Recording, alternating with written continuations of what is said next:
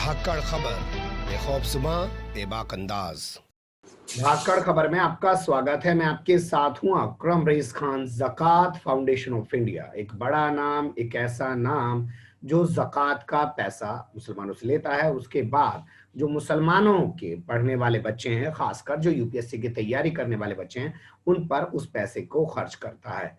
पिछले कुछ समय के दौरान ज़कात फाउंडेशन ऑफ इंडिया की ही मेहनत है कि आज यूपीएससी में मुस्लिम बच्चों की तादाद बढ़ रही है। हालांकि अगर हम उसको मुसलमानों की तादाद के हिसाब से देखें, जो सेंसस कहता है वो 14.2% मुसलमानों की जनसंख्या है, लेकिन उसके हिसाब से तो मुसलमान आ नहीं रहे।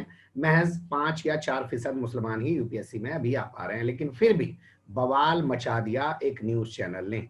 नाम है सुदर्शन, पता नहीं कौन सा दर्शन कराने लगा लोगों को।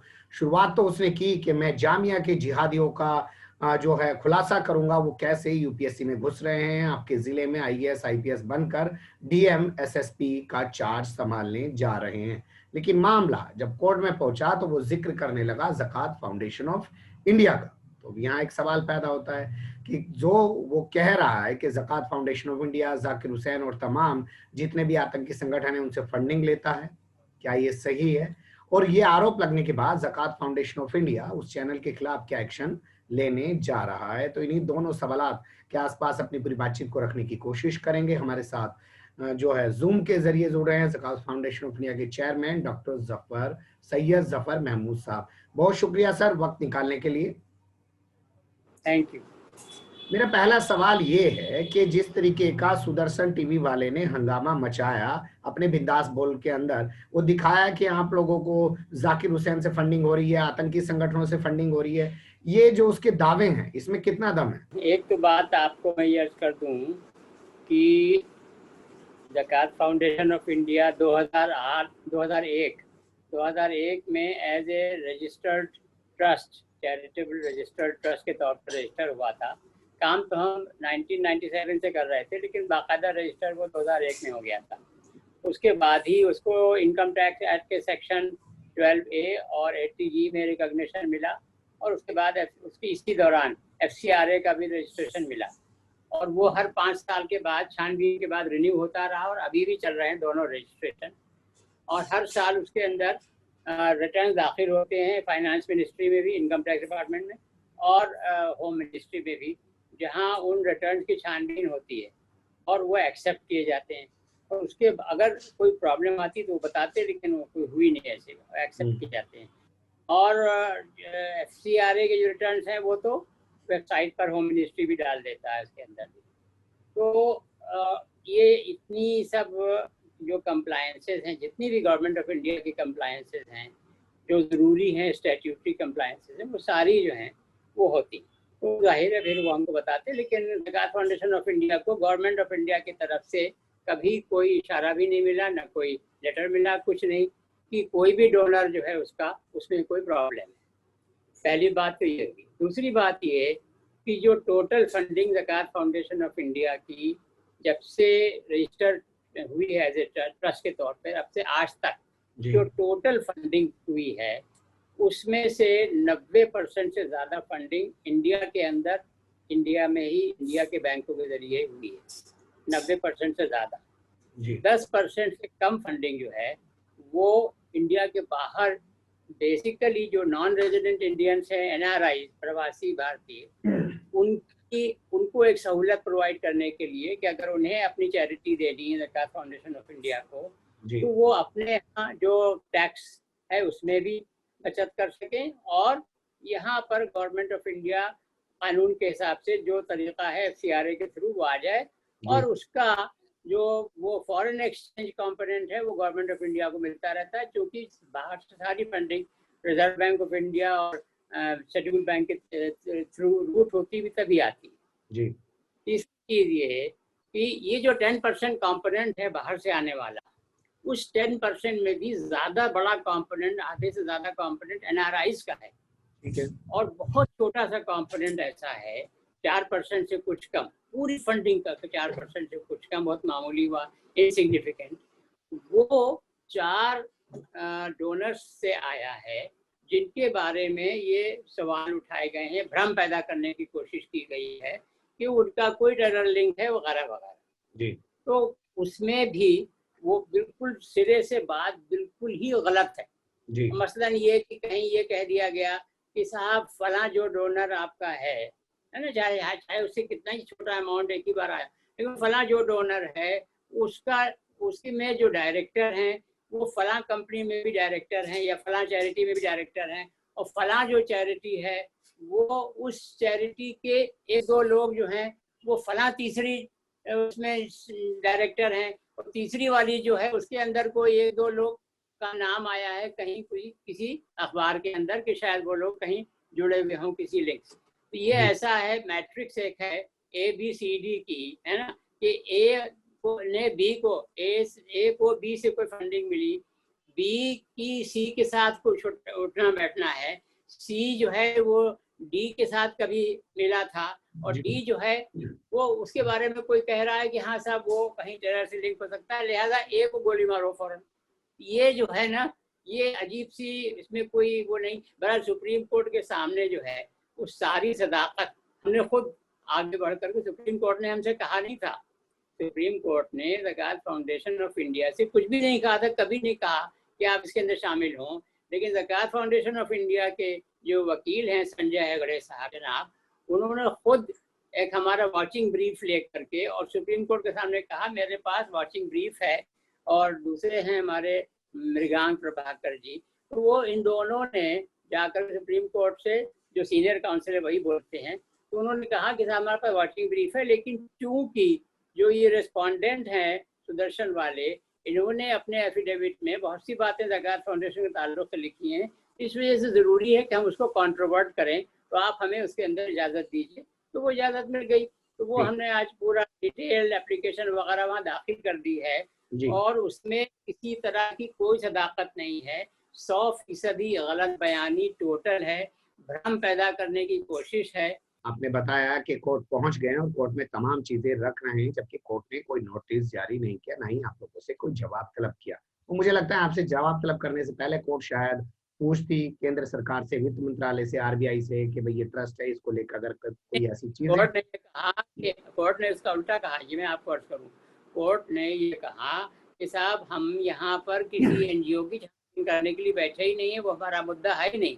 हमारा मुद्दा जो यहाँ है वो बेसिकली ये है, हमारे पास यही पिटीशन आई है, रिट पिटीशन, कि ये साहब जो हैं सुदर्शन टीवी वाले, ये समाज को बांटने की कोशिश कर रहे हैं, हेट फैलाने की, नफरत फैलाने की कोशिश कर रहे हैं। तो हमारा मुद्दा सिर्फ इतना है कि हम उनसे पूछताछ करके उसके ऊपर जो भी हमें ऑर्डर पास करना है वो हम करें, बाकी हमारा वो मुद्दा है ही नहीं। ठीक है, यानी कि सुप्रीम कोर्ट ने साफ कर दिया कि वो असल किस मामले पे सुनवाई कर रहा है, इसलिए आपको उसने नोटिस भी जारी नहीं किया, लेकिन फिर भी एहतियातन आप लोग खुद गए हैं और वहां पर अपना पक्ष रख रहे हैं। लेकिन यहाँ मैं एक चीज आपसे समझना चाहता हूँ, आप खुद इनकम टैक्स ऑफिसर रहे हैं, आपके हिसाब से जो वो एलिगेशन लगा रहे हैं, कहाँ से उठा लाए वो आपकी रिटर्न को, और उन्होंने कहाँ से खंगाली वो सारे आंकड़े, वो नाम निकाल लिए जिनके जरिए वो सीधा आपको टारगेट कर रहे हैं? अभी मैंने आपको बताया ना, जितने लोगों का रजिस्ट्रेशन FCRA में है, होम मिनिस्ट्री में, और वो लोग हजारों हैं पूरे मुल्क में, हजारों, शायद 7,000 हो, 10,000 हो, 15,000 हो, ऐसे ही कुछ है, बहुत बड़ी तादाद है जो FCRA में रजिस्टर्ड है। उनकी सबकी ये ड्यूटी है कि साल में एक बार अपना रिटर्न दाखिल करें कि किस किस से क्या क्या, कितना कितना पैसा कब कब मिला, और उसका पूरा एड्रेस सब चीज़ दे दें।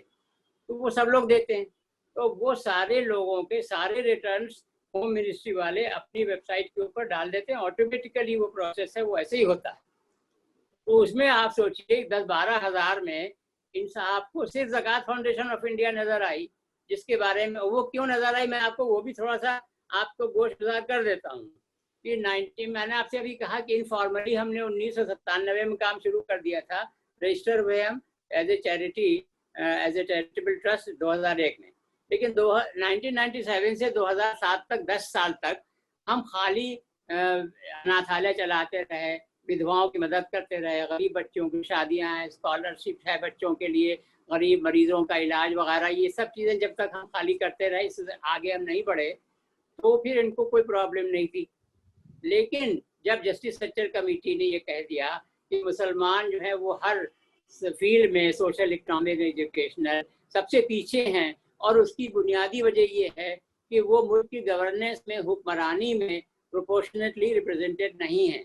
14.2% अभी आप कह रहे थे, जनगणना 2011 के हिसाब से मुसलमान हैं, लेकिन सिविल सर्विसेज में 2.5% तक टिके हुए थे, उससे भी कम। तो उसमें गवर्नमेंट ऑफ इंडिया ने भी काम अच्छा किया, ये भी मैं आपको बताऊं, बहुत अच्छा किया है।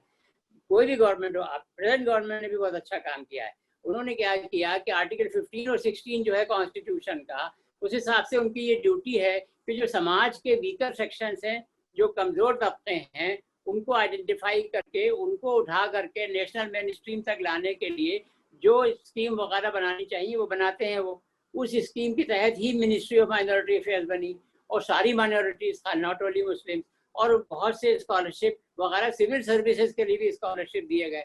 तो वो ऑलरेडी अपने एफर्ट कर रहे हैं। ज़कात फाउंडेशन ऑफ इंडिया ने सोचा कि हम इस कॉन्स्टिट्यूशनल ड्यूटी की परफॉर्मेंस में हम सरकार की मदद करें।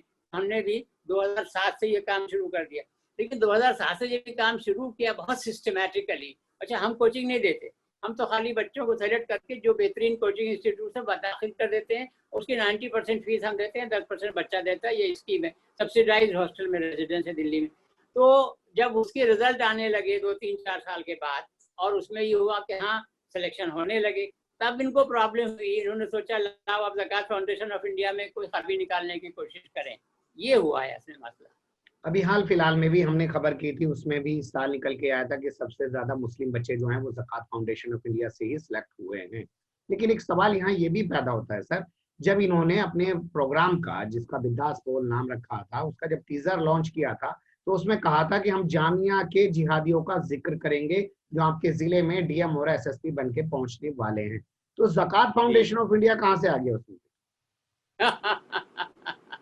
मेरे ख्याल में, आई डोंट नो, ये तो उनसे पूछना पड़ेगा क्या है, और गैब का इल्म तो है नहीं। लेकिन ये कि गालिबन यही हुआ कि उन्होंने सोचा होगा कि जामिया के जिहादी कह देंगे तो उसकी अच्छी पब्लिसिटी हो जाएगी। तो जामिया के लोगों ने, कि वाइस चांसलर ने अगले ही दिन टाइम्स ऑफ इंडिया और बाकी मीडिया को बयान दे दिया कि हमारे यहाँ 30 लोग सेलेक्ट हुए हैं, उसमें से आधे हिंदू जिहादी हैं, आधे मुस्लिम जिहादी हैं। तो मेरे ख्याल में वहाँ से इनके हौसले पस्त हो गए। लेकिन अब ये मोमेंटम तो बना चुके थे, तो इन्होंने सोचा कि कुछ ना कुछ तो करना है, लाओ ज़कात फाउंडेशन ऑफ इंडिया पकड़ लें। हालांकि उन्हें ये नहीं मालूम कि ज़कात फाउंडेशन ऑफ इंडिया के जो 27 बच्चे हैं, उसमें से भी चार जो हैं वो मुस्लिम नहीं हैं इस साल भी। और पिछले 11 सालों के अंदर 149, यानी कि एक कम 150 बच्चे जो सिलेक्ट हुए हैं, उसमें से भी 15 जो है वो मुसलमान नहीं है। तो 10% या उससे ज्यादा परसेंटेज ज़कात फाउंडेशन के जरिए कामयाब होने वालों में भी मुसलमान, गैर मुस्लिम हैं, नॉन मुस्लिम्स हैं। ये बात शायद इनको मालूम नहीं है, वरना शायद कोई और अपनी स्ट्रेटेजी बदलें। ठीक है, आपने अच्छी बात कही कि कुछ और रणनीति बनाने पर वो मजबूर हो जाएं, अभी उन्हें पता नहीं। लेकिन एक सवाल यहाँ ये भी आता है सर कि क्या आप सुप्रीम कोर्ट में सिर्फ अपना पक्ष रखने गए हैं, या आपको लेके जो पूरा हंगामा क्रिएट किया गया है उसके चलते इस टीवी के खिलाफ कोई एक्शन लेने भी गए हैं? नहीं, सुप्रीम कोर्ट में देखिए ऐसा है, सुप्रीम कोर्ट जो है जाहिर है highest court of the land है, और हम लोग उसको बहुत ही हाईएस्ट रेस्पेक्ट में उसको होल्ड करते हैं, और करना भी चाहिए सारे अच्छे शहरियों को। तो सुप्रीम कोर्ट खुद ही मामले से वो बहुत अच्छी तरह से डील करने में सक्षम है और कर भी रहा है। तो उसके बाद फिर अच्छा, सुप्रीम कोर्ट जो कह रहा है कि तो बड़ा मसला तो दूसरा है, हम तो उसमें आए। एक तो ये कि इनके ऊपर क्या एक्शन सुप्रीम कोर्ट एक ले चुका, वो उसने जो है पाबंदी लगा दी, उसके बाद से 2 बार एडजमेंट हो चुके हैं पाबंदी उठाने। आज दिन भर में सुनता रहा उनके पाबंदी उठाने का कहीं कोई जिक्र नहीं आया। तो वो तो इनके खिलाफ जो कुछ भी करना है वो तो करेंगे ही, लेकिन मुल्क में आइंदा भी जो मीडिया है, खासतौर से जो इलेक्ट्रॉनिक मीडिया है, वो कोई नाजायज फायदा न उठाने पाए, और वो कोई संकीर्णता के साथ किसी एक मजहब के मानने वालों को या सोसाइटी के, समाज के एक ग्रुप को शो डाउन करने के लिए वो कोई ऐसी कार्रवाई आगे न करने पाए। इसके लिए लॉन्ग टर्म जो रेगुलेशन है वो गवर्नमेंट ऑफ इंडिया को क्या बनाने चाहिए, इसके ऊपर सुप्रीम कोर्ट ने कहा है कि हम इसके लिए इंस्ट्रक्शन जारी करेंगे in the light of all this happenings. लेकिन सर सुप्रीम कोर्ट तो जारी करेगा, क्या आप नहीं मानहानि का मुकदमा कर सकते हैं? आपके खिलाफ इस तरीके से प्रचार उन्होंने किया अपने टीवी के जरिए। हाँ देखिए, ऐसा है, हम ये तो नहीं कह रहे कि हम नहीं करेंगे।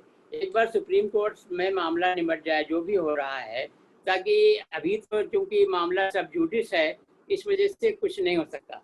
एक बार सुप्रीम कोर्ट से मामला निकल जाए और सुप्रीम कोर्ट में हमारे वकील क्या रुख लेते हैं, ये सब चीज़ तय हो जाती।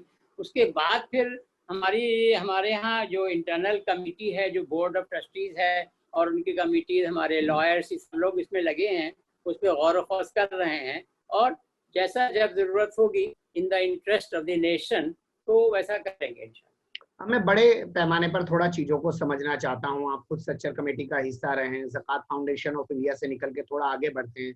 कब तक एक एक आदमी को निशाना बनाया जाता रहेगा और कब तक एक एक आदमी या एक एक संगठन सिर्फ जवाब देता रहेगा? देखिए, अभी कुछ दिन पहले जब वो कोरोना का मामला चल रहा था, तब तबलीगी जमात को निशाना बनाया गया, अब आपको निशाना बनाया जा रहा है। तो क्या ये जो मुस्लिम हैं, जिनके बारे में आपने अभी सच्चर कमेटी का जिक्र किया, क्या आपने कभी ये नहीं पाया कि इनके पास अपने अखबार, अपने टीवी चैनल्स नहीं हैं और इसी वजह से इनके खिलाफ कोई भी प्रोपेगेंडा रच दिया जाता है मीडिया के जरिए? या आज भी आप लोग नहीं सोचते इस बारे में? देखिए, ऐसा है, वो एक अलग मसला है, लेकिन मैं आपको ये अर्ज करूं, इस वक्त भी आप कह रहे हैं आज भी हम नहीं सोचते, यानी कि जो लेटेस्ट डेवलपमेंट है उसकी रोशनी में, तो इस वक्त जो सुप्रीम कोर्ट में मामला चल रहा है, उसके अंदर भी जो बुनियादी तौर के ऊपर केस गया है, वो 7 फॉर्मर ब्यूरोक्रेट्स हैं जिन्होंने वो मामला वहाँ उठाया है बहुत ज़ोर शोर से, और उसमें से एक भी मुस्लिम नहीं है, सब गैर मुस्लिम। तो हिंदुस्तान के मुसलमानों को अपने नॉन मुस्लिम भाइयों के ऊपर, शहरियों के ऊपर 100% पूरा एतबार है, पूरा भरोसा है, और उन्हीं की इसी मोहब्बत के जज्बे के साथ जो है मुसलमान बहुत खुश है यहाँ पर, जैसे बाकी सब लोग खुश हैं। लेकिन थोड़ा थोड़ा लोग जो हैं वो हर जगह होते हैं, हर मजहब के मानने वालों में थोड़े थोड़े लोग जो हैं ऐसे होते हैं, इसलिए कि ये ह्यूमन नेचर है। तो उनको भी प्यार से समझाना बुझाना, सही रास्ते के ऊपर लाना, ये भी हम में से हर एक का फरीज़ा है। और ये भी आप समझ लें कि हर जुमे को जो खुतबा होता है, वो आखिर में ख़त्म जो जिस कुरान की आयत पे होता है, उसमें अदल और एहसान का जिक्र किया गया है। अदल जो है जस्टिस है, नहीं, जो तुम्हारे साथ अगर अच्छा करे तो मुझसे अच्छा करो, बुरा करे तो बुरा करो। तो वो उसमें अल्लाह मियाँ उसको बुरा नहीं मानता, लेकिन अल्लाह मियाँ बहुत खुश होता है अगर तुम्हारे साथ कोई बुरा करे, तुम सब भी उसके साथ अच्छा करो, और इतना अच्छा करो कि वो खुद अच्छा बन जाए। मतलब आप ये दलील से ये बताना चाह रहे हैं कि वो मीडिया के जरिए पूरी मुस्लिम कम्युनिटी को लेके कुछ भी कहें, कभी उन्हें लव जिहाद बता दें, कभी उनको बता दें कि धर्म परिवर्तन करने वाले हैं, कभी बता दें कि घर में घुसते तलाक दे देता है, कभी वो तबलीगी जमात को कोरोना के लिए जिम्मेदार ठहरा दें, कभी वो आपको जिम्मेदार ठहरा दें। तो आप बस उसने अखलाक उनके साथ अच्छा करिए, अपना कोई प्लेटफॉर्म बनाने पे नहीं सोचना है। नहीं, अपना प्लेटफॉर्म ही तो है ये, सुप्रीम कोर्ट अपना प्लेटफॉर्म है। जो 7 जो हैं वो फॉर्मर ब्यूरोक्रेट्स गए वहाँ, वो अपना प्लेटफॉर्म है। सारे प्लेटफॉर्म इंडिया के अपने प्लेटफॉर्म्स हैं। तो सारे प्लेटफॉर्म जो हैं हमारे प्लेटफॉर्म है इंडिया के, और सबके ऊपर पूरा भरोसा है, उसमें कोई कुछ अलग से जी, मतलब आप उस मीडिया को अपना मीडिया मान रहे हैं जो रात दिन आपके खिलाफ नफरत फैला रहे हैं। आप लोग अपना कोई मीडिया नहीं स्थापित करना चाहते हैं? 6 करोड़ गुजराती हैं, 6 न्यूज चैनल चलाते हैं सर। कितने चैनल होंगे इंडिया में? इंडिया में 800-900 है सर। 800-900 में से अगर 2-3 जो है नफरत या एक नफरत फैला रहा है, तो that is not to be counted. बाकी जो मेजॉरिटी ऑफ द चैनल जो है वो अपने अपने अच्छे काम के अंदर लगे हुए हैं। ये जिसको अंग्रेजी में कहते हैं एबरेशन, ये एक एबरेशन है। तो वो तो नेचुरल प्रोसेस है, यानी कि 100% 100% बहुत अच्छा काम कहीं भी नहीं होना। अगर 100% अच्छा काम होना होता तो ये इब्लीस कहाँ से आ गया? इब्लीस इसीलिए तो आया कि सारे फरिश्तों ने तो सजदा कर लिया था, लेकिन इब्लीस ने कहा नहीं, मुझे नाफरमानी करनी है। तो वो तो एक कॉम्पोनेंट हमेशा रहना ही रहना है। उससे डील करना जो है समाज के बाकी सब लोगों का काम है, और बाकी जितने इदारे हैं उन सब का काम है। वो बहुत अच्छी तरह से डील करने में सक्षम है। 6 करोड़ गुजराती हैं, 6 न्यूज चैनल चला रहे हैं, 20 करोड़ होने का दावा करते हैं मुसलमान। क्यों नहीं सोच रहे इस बारे में? आप आज भी इससे किनारा कर रहे हैं, इससे बच रहे हैं अभी इस सवाल से। नहीं, मैं बिल्कुल सवाल से नहीं बच रहा, मैं बिल्कुल क्लियर हूँ इसके ऊपर कि उसकी जो, देखिए ऐसा है, एक चैनल अगर फर्ज कीजिए आपने कहीं निकाल भी लिया और उसका कोई फाउंडर या उसका डायरेक्टर जो है मुसलमान भी हो भी गया अगर फर्ज कीजिए, तो हाउ डज इट मैटर? आप खुद ही कह रहे हैं 800 चैनल हैं, अगर 800 चैनल में से एक चैनल आपने कर भी लिया तो उससे भी कोई फर्क पड़ने वाला नहीं है। असली चीज़ ये है कि नेशनल जो मेन स्ट्रीम चैनल्स की है ना, उसी में आप के साथ बहुत अच्छा सलूक, बर्ताव और आपकी आवाज़ को ऊपर ले जाने का काम होना चाहिए, उसके लिए एफर्ट की जानी चाहिए, और वो काफ़ी हद तक अभी भी हो रहा है। इसलिए कि मेरा बिल्कुल 100% ये यकीन है कि 95% से ज़्यादा हिंदुस्तानियों के दिल सही जगह पे लगे हुए हैं, तो वो आपसी भाईचारे में ही बिलीव करते हैं। चलिए, बहुत शुक्रिया, आपने बहुत अच्छे से तमाम चीज़ों पर रोशनी डाली, ये भी बताया कि ज़कात फाउंडेशन ऑफ इंडिया कब से कैसे काम कर रहा है और कहाँ कहाँ से कैसे कैसे फंडिंग होती है और किस तरीके से उसको क्यों टारगेट किया जा रहा है। फिर आपसे जुड़ने की कोशिश करेंगे किसी और मुद्दे पर। फिलहाल के लिए अभी बहुत शुक्रिया।